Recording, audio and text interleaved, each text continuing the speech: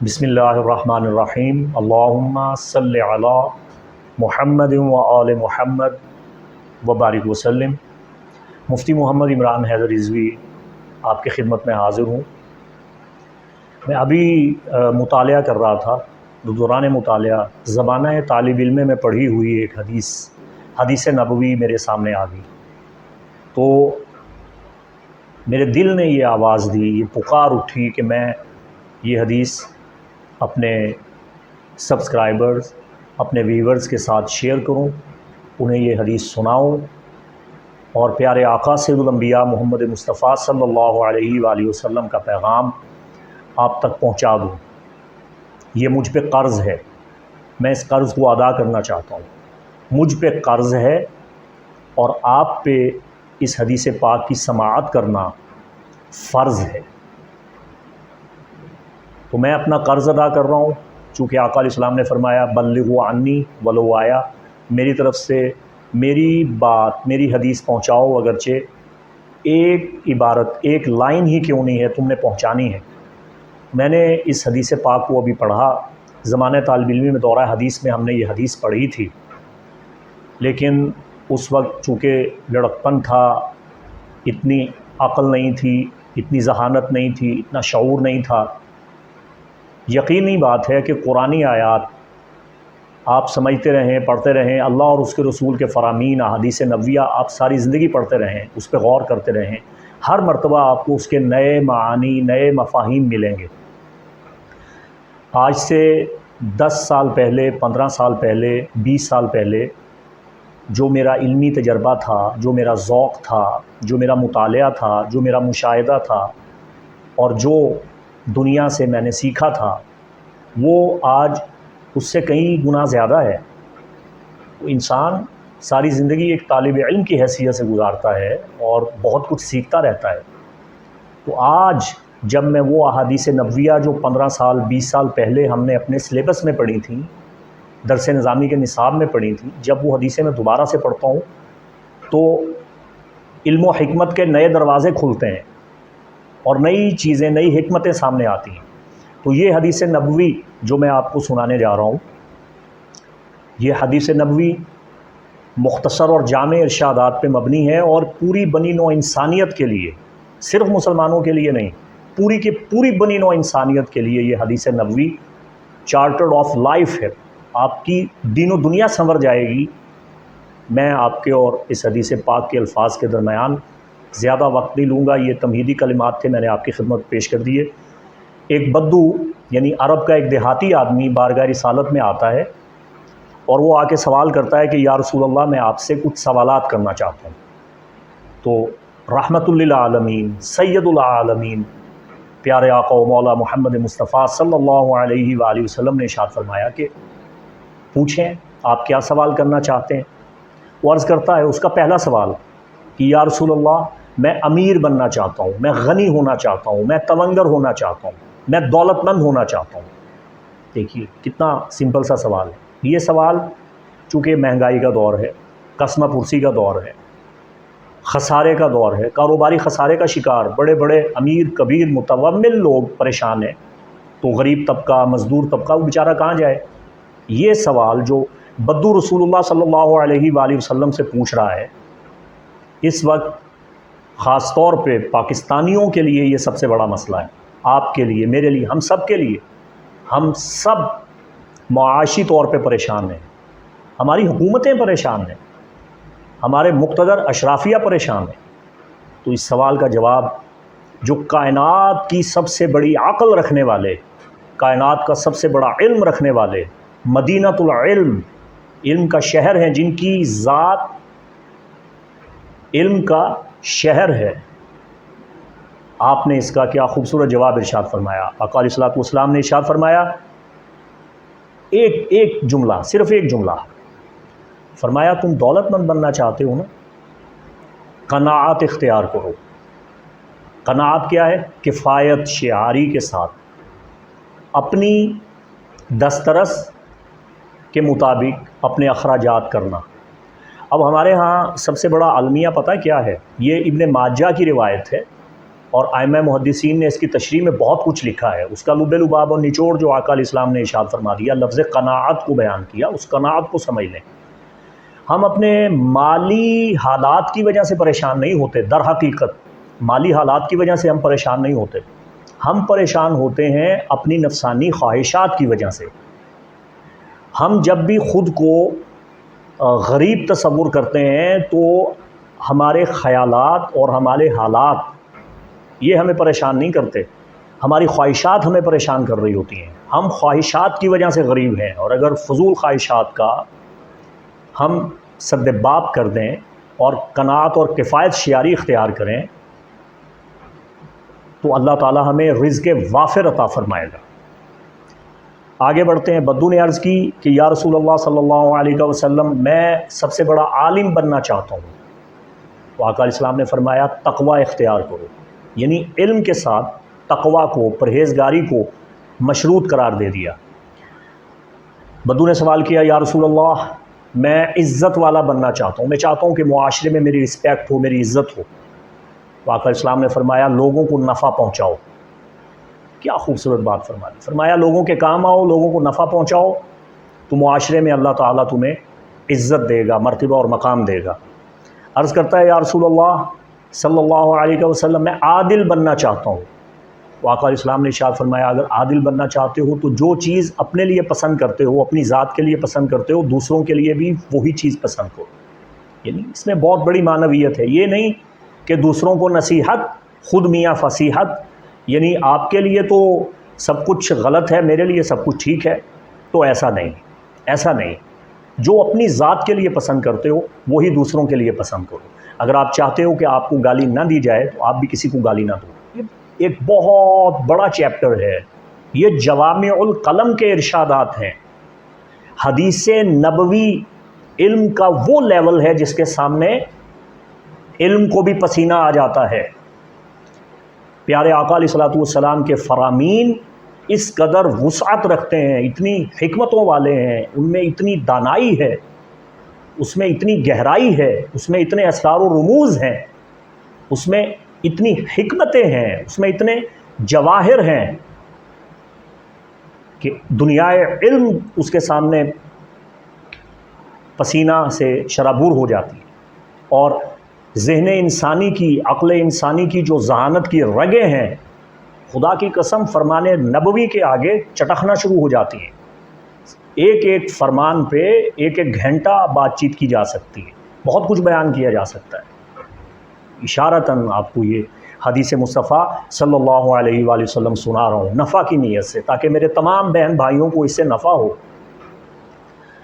وہ عرض کرتا ہے کہ یا رسول اللہ صلی اللہ علیہ وسلم، میں چاہتا ہوں کہ میں طاقتور بن جاؤں، مضبوط انسان بن جاؤں، میرے اعتماد میں اضافہ ہو.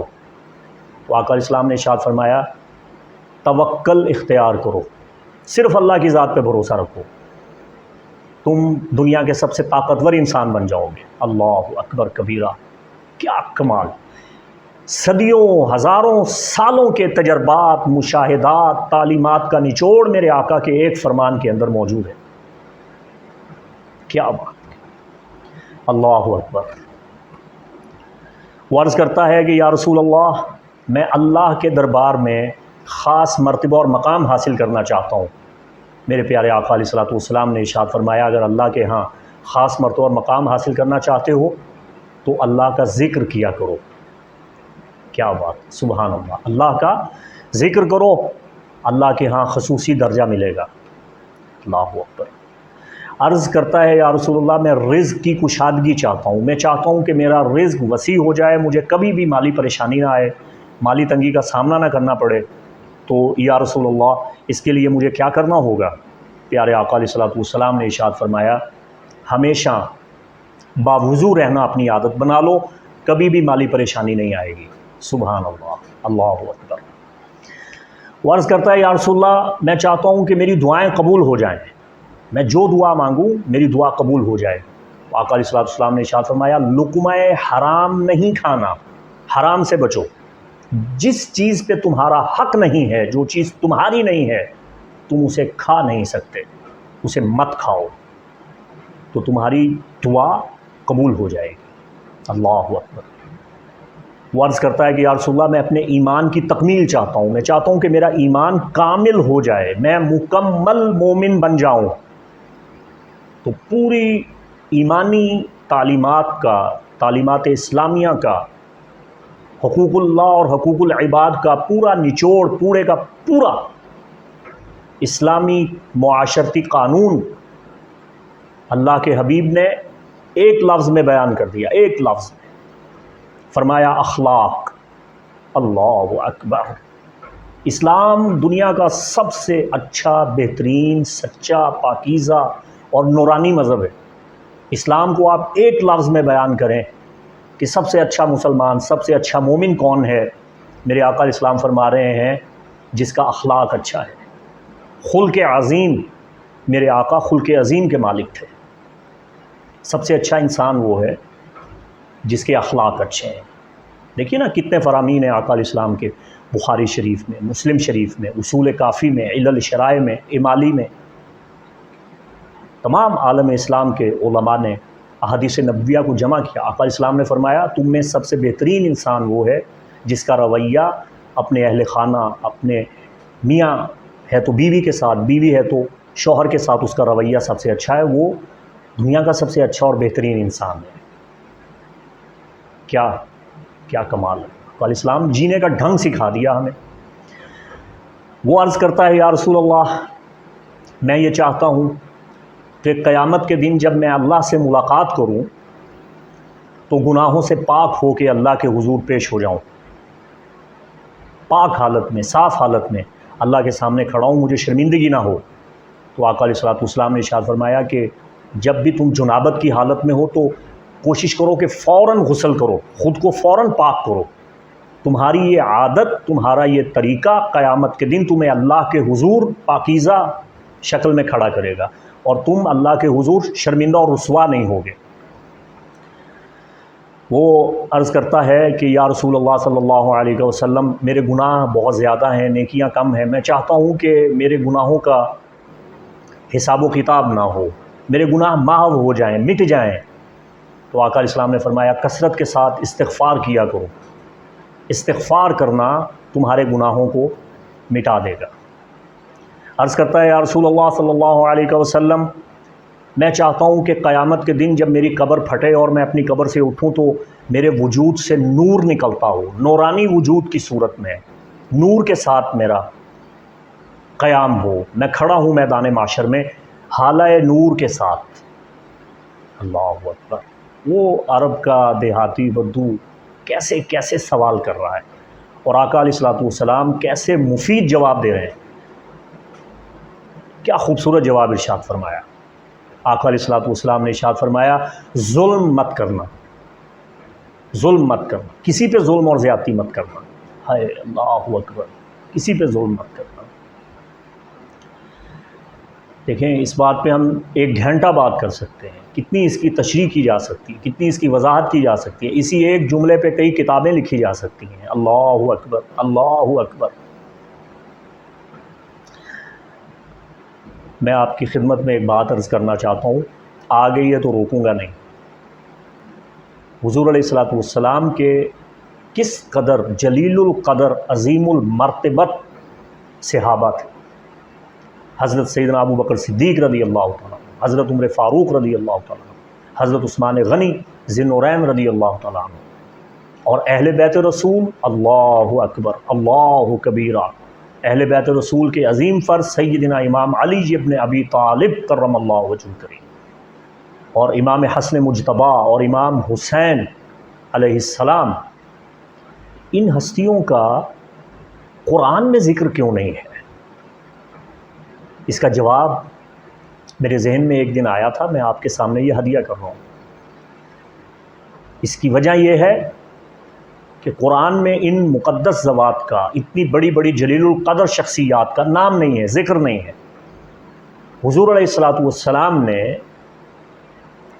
اپنی جماعت صحابہ اور اپنی اہل بیت کو ایسی تربیت دی، ایسی تعلیم دی، ان کو اپنے نور علم سے ایسے فیض یاب فرمایا اور ان کے ظاہر و باطن کو ایسا منور کیا کہ قرآن میں جتنی بھی خصوصیات مومن اور بنی نوع انسانیت کی ہدایت کے لیے بیان ہوئی ہیں وہ سب کی سب اپنے صحابہ اور اہل بیت میں جمع کر دیں، ان مقدس ہستیوں میں ودیت کر دیں اور ان کو مجسم قرآن جو انسان بنانا چاہتا ہے ویسا انسان بنا دیا۔ قرآن جس مومن کا تقاضا کرتا ہے کہ مومن کو ایسا بننا چاہیے ویسا انہیں بنا دیا۔ یہ میرے آقا علیہ الصلوۃ والسلام کا معجزہ ہے۔ دیکھیے ایک بات آ گئی ہے تو عرض کرنا چاہتا ہوں، آپ کو بتا دینا چاہتا ہوں۔ دیکھیے آپ صاحب اولاد ہوں، اللہ تعالیٰ آپ کو اولاد نورینہ عطا فرمائے، اگر نہیں ہے تو اللہ تعالیٰ آپ کو اولاد دے۔ تمام بے اولادوں کو اللہ اس عشرہ محرم کے مقدس راتوں کے وسیلہ جلیلہ سے اور شہدائے کربلا کے وسیلہ جلیلہ سے اولاد صالحہ اولاد نورینہ عطا فرمائے۔ جو صاحبان اولاد ہیں نا ان کو اولاد ہونے کے بعد بہت بڑا احساس ہوتا ہے کہ ہم نے اپنی اولاد کی تربیت کرنی ہے۔ آپ کو اگر ایک بچے کی تربیت کرنی پڑ جائے تو کتنی مشکل ہوتی ہے، اور اگر آپ کے ذمہ 2 4 6 بچے ہوں تو آپ تو سر پکڑ کے بیٹھ جائیں گے کہ ان کی تربیت میری ذمہ داری ہے۔ اب ذرا تصور کیجئے اگر ایک خاندان کی تربیت آپ کے ذمہ لگ جائے تو پھر آپ کیا کریں گے، اور اگر پورے محلے کے بچوں کی تربیت کرنا آپ کے ذمہ ہو تو آپ تو پھنس گئے، آپ نہیں کر سکیں گے، نہیں کر سکیں گے، ہم نہیں کر سکتے۔ میں مدارس دینیہ میں متصل رہا ہوں، آپ بھی اساتذہ ہوں گے، ٹیچر ہوں گے، آپ تربیت نہیں کر سکتے۔ کتنے بچوں کی تربیت کریں گے؟ نہیں ہوتی۔ اور اگر آپ کو کہا جائے کہ آپ نے اپنے پورے ٹاؤن کی، اپنے پورے علاقہ کی تربیت کرنی ہے تو میاں ہمارے ہاتھ کھڑے ہیں۔ اگر آپ کہیں کہ آپ نے پورے شہر کی تربیت کرنی ہے یہ تو ناممکن ہو گیا۔ اگر آپ سے کہا جائے کہ آپ نے پورے ملک کی تربیت کرنی ہے یہ تو ہمارے بس کی بات ہی نہیں ہے بھائی، ہم نہیں کر سکتے، ہم سے نہیں ہوگی۔ ایسا ہی ہے نا، ٹھیک ہے۔ اگر آپ سے کہا جائے کہ آپ نے پورے بر اعظم کی تربیت کرنی ہے، اگر آپ سے یہ کہا جائے کہ آپ نے پوری دنیا کے انسانوں کی تربیت کرنی ہے تو آپ نہیں کر سکتے۔ اور اگر یہ کہا جائے کہ آپ نے ہر زمانے ہر دور کے ہر انسان کی تربیت کرنی ہے تو اب بات کہاں گئی؟ کہاں گئی بات؟ یہ ہے مقام نبوت۔ سید الانبیاء محمد مصطفیٰ صلی اللہ علیہ وآلہ وسلم صرف اپنے زمانے کے لیے معلم بن کے نہیں آئے بلکہ اللہ نے قرآن میں ارشاد فرمایا، ان کا تعارف کروایا، انت منذر ولکل قوم ہاد، بے شک اے میرے حبیب آپ ڈر سنانے والے ہیں اور ہر دور کے ہر انسان کو آپ ہدایت دینے والے ہیں۔ انت منذر ولکل قوم ہاد، بے شک آپ منذر ہیں، ڈر سنانے والے ہیں، اور ہر قوم کے لیے، ہر زمانے کے لیے آپ ہادی ہیں، ہدایت دینے والے ہیں۔ اللہ اکبر۔ تو ہادی عالم جنہوں نے تا صبح قیامت ہر انسان کو تربیت دینی ہے، ان کی تربیت، ان کے فرامین، ان کو بیان کرنا، ان کو سننا، ان کو سمجھنا اور دوسروں کو اس کی تربیت دینا تاکہ معاشرے میں اسلام کی اصل روح پہنچے، پیغام محمد مصطفیٰ صلی اللہ علیہ وآلہ وسلم کا ابلاغ ہو، یہ بہت ضروری ہے۔ اور یہ اب آپ پہ بھی فرض ہے کہ آپ اس پیغام کو جہاں تک ہو سکتا ہے اسے آپ پہنچائیں۔ وہ بدو اعرابی بارگاہ رسالت مآب صلی اللہ علیہ وآلہ وسلم میں سوال کرتا ہے کہ یا رسول اللہ میں یہ چاہتا ہوں کہ اللہ مجھ پہ رحم کرے، تو آقا علیہ السلام نے ارشاد فرمایا پھر تم مخلوق خدا پہ رحم کرو، اگر تم سب پہ رحم کرو گے تو خدا بھی تم پہ رحم کرے گا۔ وہ عرض کرتا ہے یا رسول اللہ میں چاہتا ہوں کہ میرے گناہوں پہ پردہ پڑا رہے، میری ستر پوشی رہے، میرے گناہ چھپے رہیں، میرے عیوب و نقائص منظر عام پہ نہ آئیں، میری بدنامی نہ ہو، میری رسوائی نہ ہو۔ آقا علیہ الصلوۃ والسلام نے ارشاد فرمایا تم دوسروں کے عیبوں پہ پردہ ڈالو، خدا تمہارے عیبوں پہ پردہ ڈالے گا۔ یہ قانون قدرت ہے، یقین کیجئے اس ایک حدیث نبوی پہ سینکڑوں ہزاروں لیکچر دیے جا سکتے ہیں۔ آج سوشل میڈیا کا دور ہے، یقین کیجئے مقافات عمل ہے، آپ جس کی پگڑی اچھالیں گے آپ کی پگڑی اچھالی جائے گی۔ آپ جس پہ تہمت لگائیں گے وہ تہمت پلٹ کے آپ پہ لگے گی، آپ جسے رسوا کریں گے آپ کو رسوا کیا جائے گا، قانون قدرت ہے جسے آقا علیہ الصلوۃ والسلام نے بیان فرما دیا۔ وہ عرض کرتا ہے کہ یا رسول اللہ میں چاہتا ہوں کہ میری رسوائی نہ ہو، میں زمانے میں رسوا نہ ہوں۔ تو آقا علیہ السلام نے ارشاد فرمایا زنا نہ کرنا، رسوا نہیں ہوگے۔ عرض کرتا ہے یا رسول اللہ میں چاہتا ہوں کہ میں اللہ اور اس کے رسول کا محبوب بن جاؤں۔ اللہ کبیرہ، بہت بڑی منزل ہے۔ دیکھیے ہم یہ چاہتے ہیں کہ ہم اللہ اور اس کے رسول سے محبت کریں، لیکن یہ بہت بڑی منزل ہے کہ اللہ اور اس کا رسول ہم سے محبت کریں۔ یہ تو بہت بڑی منزل ہے۔ یہ تو اگر آپ عرفان میں، معرفت میں، حقیقت میں، طریقت میں اس بات کو سوچیں تو وہ بدو خدا معلوم، پتہ نہیں وہ کوئی فرشتہ تھا جو انسانی شکل میں آیا اور سب کو تعلیم دلوانے کے لیے ایسے ایسے سوالات کر رہا ہے۔ تو آقا علیہ الصلوۃ والسلام نے ارشاد فرمایا اگر تم چاہتے ہو کہ تم اللہ اور اس کے رسول کے محبوب ہو جاؤ، اللہ بھی تم سے محبت کرے اور میں بھی تم سے محبت کروں، تو تمہیں چاہیے جو بھی اللہ اور اس کے رسول سے محبت کرتا ہے تم اس سے محبت کرو۔ اللہ اکبر، اللہ اکبر، کیا کمال ہے۔ آقا علیہ السلام فرما رہے ہیں اگر تم چاہتے ہو کہ اللہ اور اس کا رسول تم سے محبت کرے تو جو لوگ اللہ اور اس کے رسول سے محبت کرتے ہیں نا، تم ان سے محبت کرنے لگ جاؤ۔ جب تم ان سے محبت کرو گے تو اللہ اور اس کا رسول تم سے محبت کرنے لگ جائیں گے۔ کیسا محبتوں کا فیضان ہے، کیسا محبتوں کا پیغام ہے، کیسے جوڑ دیا، پیوست کر دیا، محبت کا ایسا دائرہ بنا دیا۔ اللہ اکبر، ایسا محبت کا درس کون دے گا؟ کوئی نہیں دے سکتا۔ ہمارے آقا علیہ الصلوۃ والسلام، یہ انہی کا کام، انہی کا فرمان، یہ انہی کا اعجاز ہے، ان کا ایک ایک فرمان معجزہ ہے۔ اللہ اکبر۔ محرم الحرام کا مہینہ ہے، ضمناً ایک بات آ گئی ہے تو آپ کی خدمت میں ہدیہ کر دیتا ہوں۔ ایک بہت بڑے عالم کا ایک جملہ سنا تھا اور اس جملہ نے کئی دن مجھے مسرت روحانی دی، قوت ایمانی دی اور میرے جذبات عشق میں اضافہ کیا۔ وہ جملہ کئی دن تک مجھے روحانی غذا دیتا رہا۔ اللہ اکبر۔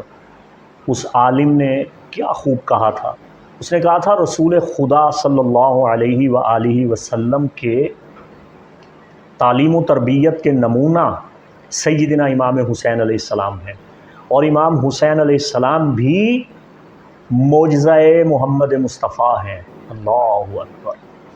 باقی معجزات وقتی تھے، یعنی انگلی کا اشارہ کیا چاند توڑ دیا پھر جڑ گیا، یہ ایک زمانے کے کچھ لوگوں کے لیے یہ معجزہ تھا، انہوں نے معجزہ دیکھا، نبوت پہ پھر بھی ایمان نہیں لائے، بدبختی تھی۔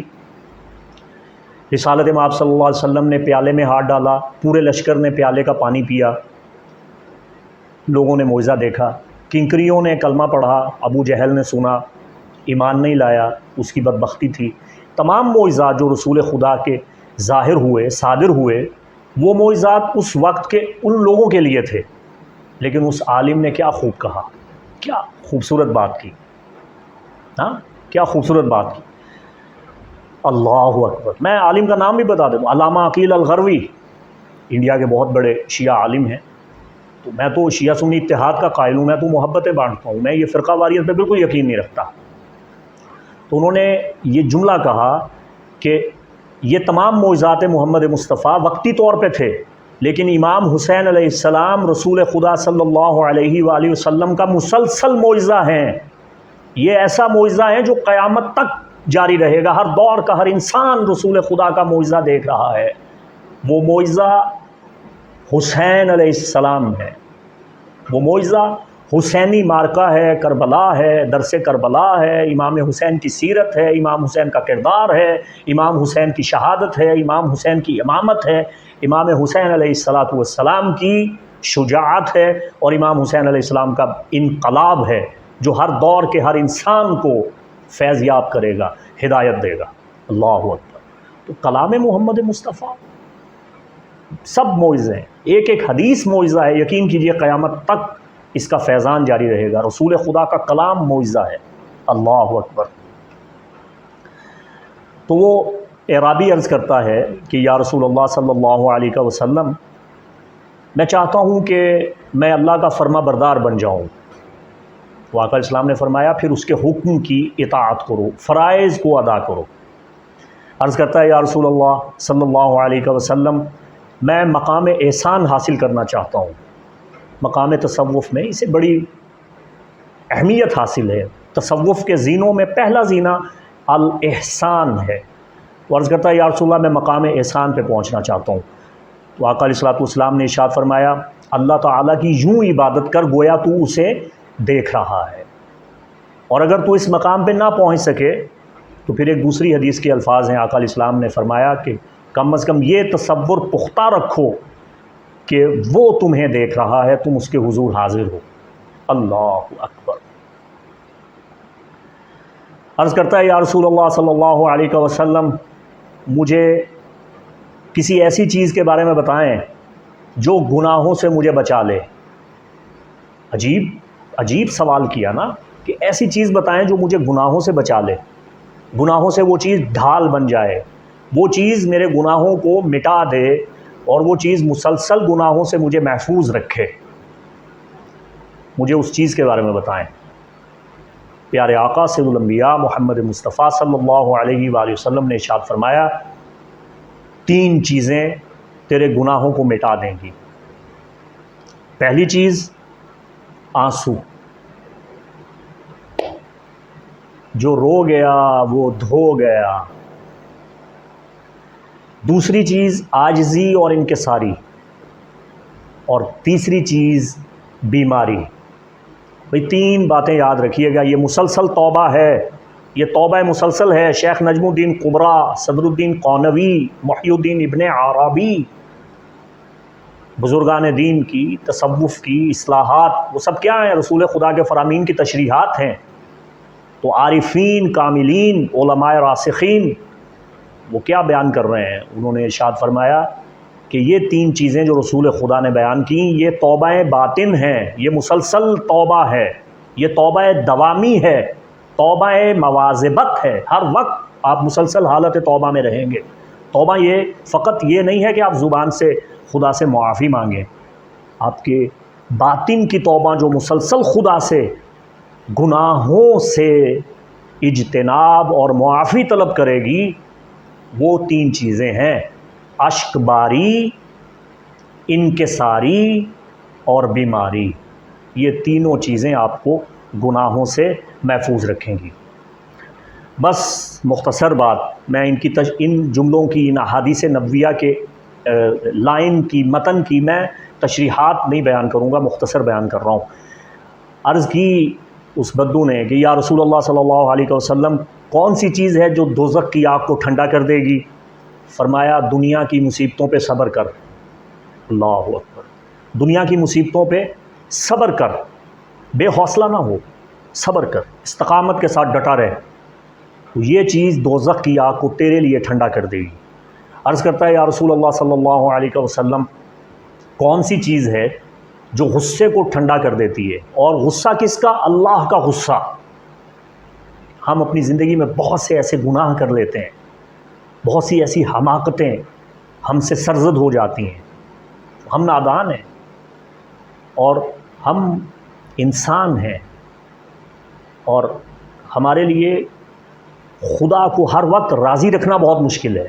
ہم سے غلطی ہو جاتی ہے، ہر انسان سے غلطی ہو جاتی ہے، ہم سے بھی ہو جاتی ہے، ہمیں معلوم نہیں ہوتا، ہماری زندگی تباہ ہو جاتی ہے۔ بعض اوقات انسان ایسی غلطیاں کرتا ہے کہ خدا کی پکڑ میں آ جاتا ہے، خدا کی گرفت میں آ جاتا ہے، اور ساری زندگی اس ایک گناہ کا کفارہ دیتے دیتے قبر میں پہنچ جاتا ہے۔ بعض چیزیں خدا کو غضبناک کر دیتی ہیں، خدا کو قہر کی نگاہ ہم پہ ڈالنے پہ آمادہ کر دیتی ہیں، خدا ہم پہ غضبناک ہو جاتا ہے، ناراض ہو جاتا ہے، اور خدا کا غصہ آتا ہے ہم پہ، ہمیں پتہ ہی نہیں چلتا، ہم تو تباہ ہو گئے، برباد ہو گئے۔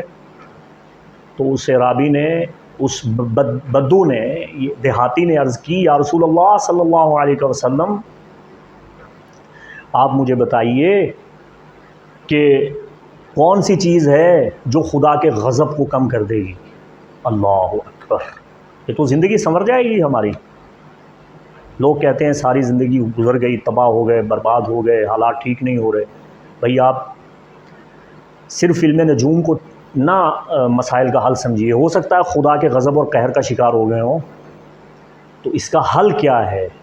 آقا علیہ الصلوۃ والسلام نے ارشاد فرمایا اس کا حل یہ ہے خفیہ طور پہ چپکے چپکے سے مستحق کی مدد کر دیا کرو، غربا کی مدد کر دیا کرو، چپکے سے صدقہ کر دیا کرو اور صلہ رحمی کیا کرو۔ جب تم کسی غریب، فقیر، محتاج کی خاموشی کے ساتھ مدد کر دو گے تو خدا جتنا بھی غضبناک ہے خدا کا غضب کم ہو جائے گا، خدا کی رحمت تمہیں اپنی لپیٹ میں لے لے گی، خدا تم سے راضی ہو جائے گا۔ اللہ اکبر، اللہ اکبر۔ ختم ہو گئی حدیث۔